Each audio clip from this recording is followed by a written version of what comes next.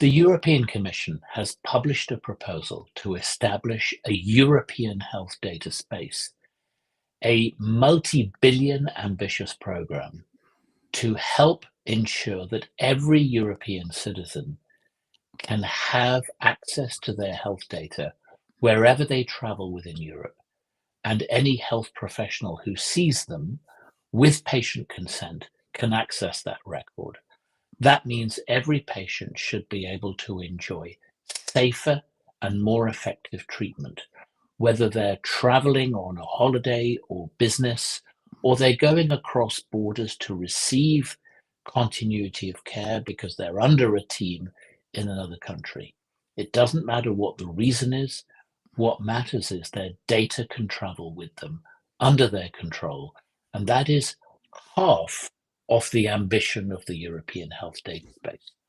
The other half is that the data sets that are often collected inside individual countries and which could be usable for research are made available for research right across Europe in a standardized and highly protected way, so that research, public health, health services improvement can really benefit from the data, really improve care, advance innovations in treatment, in vaccinations, in artificial intelligence, but always in a highly trusted way.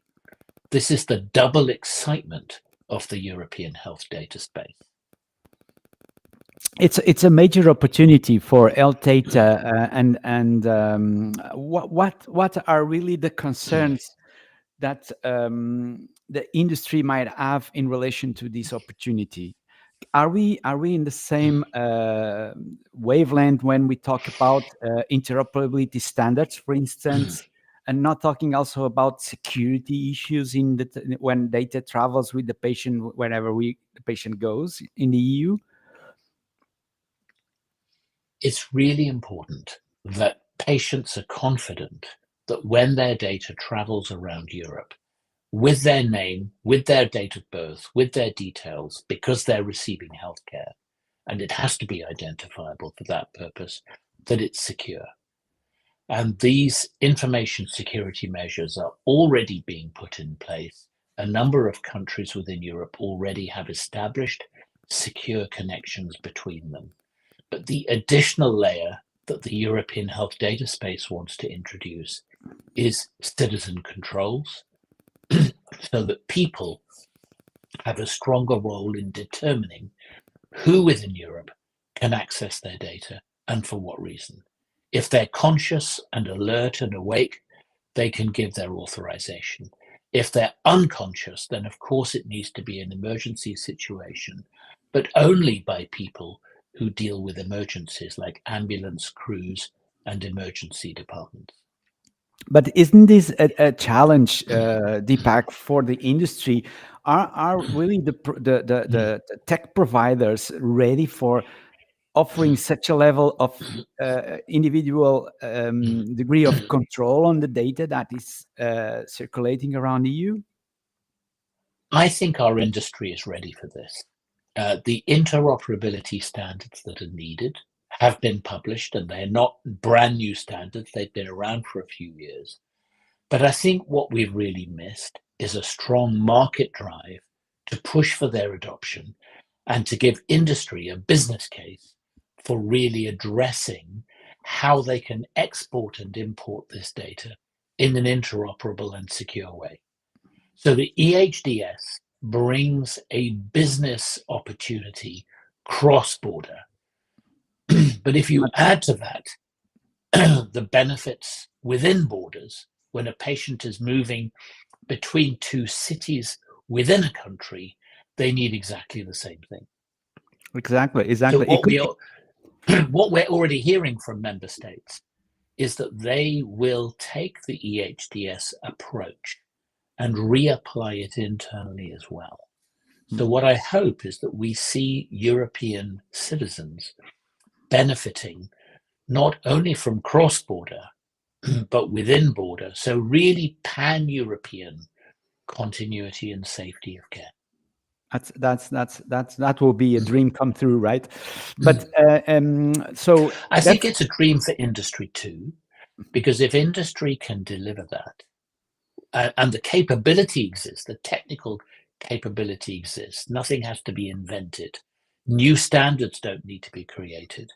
I think industry will see that the increased connectivity that they offer between systems, between healthcare providers, within and across countries, will stimulate their own market. That's awesome. But Deepak, and let's go to the practical details. So I'm a patient. I go to an hospital. I go to a health center. Is my hospital health center required to do anything in order to become part of this European health data space? Well, yes, I think that the first thing that has to happen is every electronic health record system in every provider has to be capable of importing and exporting data to the European standard electronic health record exchange format. So many of the systems already in place probably can do this today, or they can do it really easily. A few systems might need to be more radically updated to be able to do it.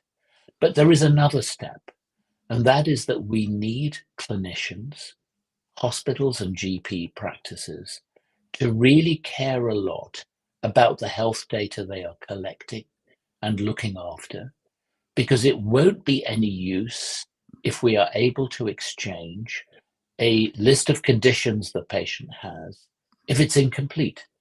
It won't help us to exchange an allergy list if half the allergies are missing. So this is not only a technical matter, it's about clinical professionalism and culture.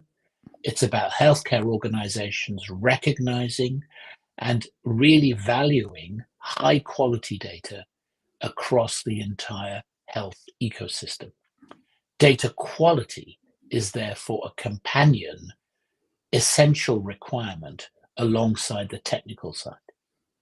Absolutely, and we had the Porto Declaration last year from our joint event in Porto. That I believe that we are going to talk more about this declaration in the upcoming event in Ghent. And to all who are watching, let me just make a note of the next edition of the Health Data Forum Global Hybrid Summit will be a joint event at Ghent, combining the EHD annual conference, and definitely the Porto Declaration is going to be part of the program, right, Dipak?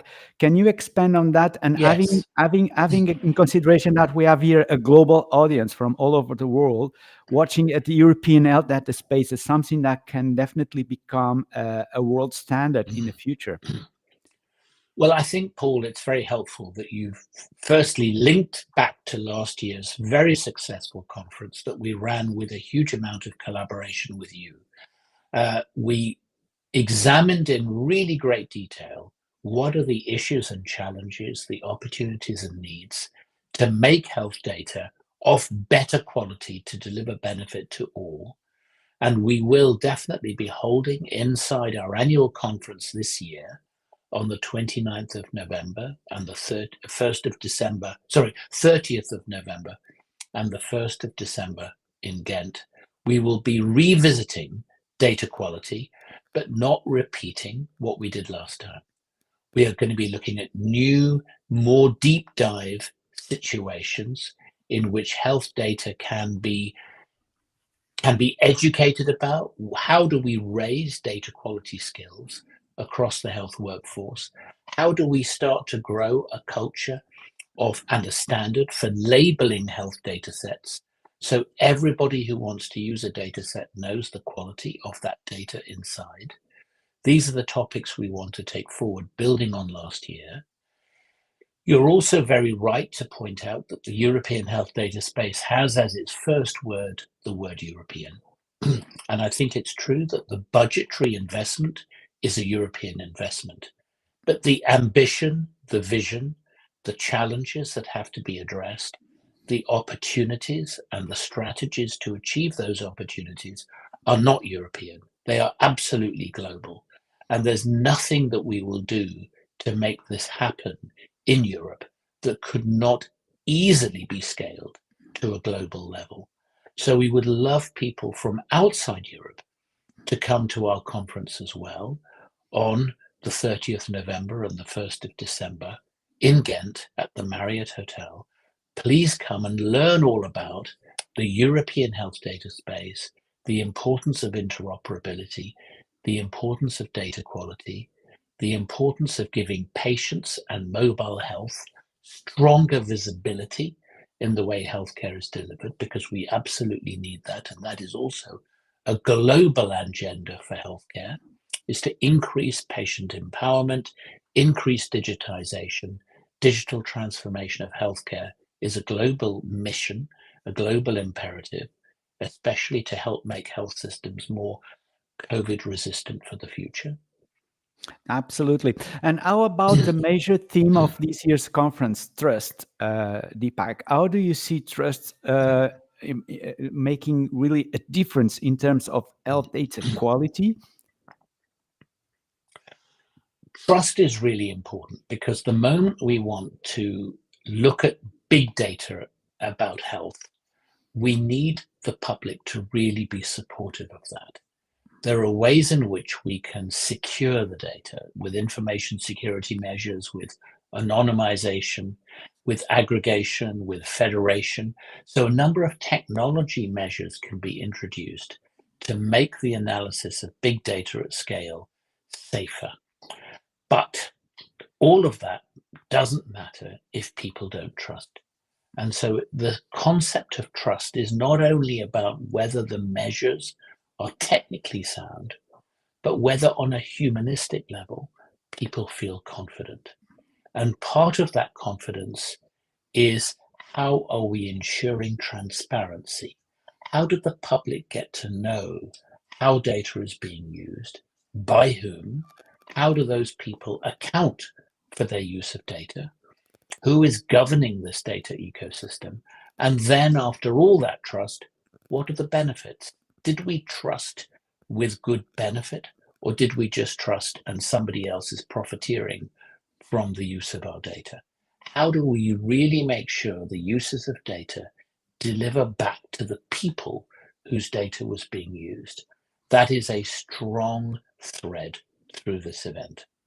And that's going to be one important reason why, if you are not registered, please look at the website of the European Institute of Innovation through Health Data, and I will be putting here the website in a minute. But just before we go, Dipak, because I know you are busy and extremely busy in the upcoming days preparing for this event in the end of the month of November. How do you see that in a perspective of global health and becoming Europe a region right now, a region that perhaps is leading in terms of health data trust? Could we be exporting trust on health data in a certain way to other regions, like in the Southeast Asia, India, for instance, in South America? How do you see that collaboration happening? I think it's really important that citizen trust is earned by good practices and transparency. And I don't think it matters where in the world you are. You still need roughly the same measures, the same assurances. So the good practices don't really differ. I don't think that we would export European trust to others. I think what we would do is to show how we have tackled it within Europe, learning, of course, from other experiences in the world, but putting them into practice as a showcase and saying these seem to be the good measures that win public support. You may wish to replicate those in other parts of the world, and hopefully they would achieve similar benefits. That's what I hope we see. However, Paul, a really important point, and it's a point about our conference, is that it is not a technical conference. It is not an academic conference. It is a multi-stakeholder conference, because these topics that you and I have discussed are not single stakeholder topics. They require multiple stakeholders, and the audience who come to our event are not passively sitting and listening to speakers and PowerPoint presentations. We have a lot of interaction planned because we want to hear from our audience. So the call to the audience listening to this are not to say, please come and listen to our wonderful conference. No, it's please come and contribute your ideas, your thoughts, because we want to co-create the future best practices and the future innovative solutions with you. Please come and help us co-create with you.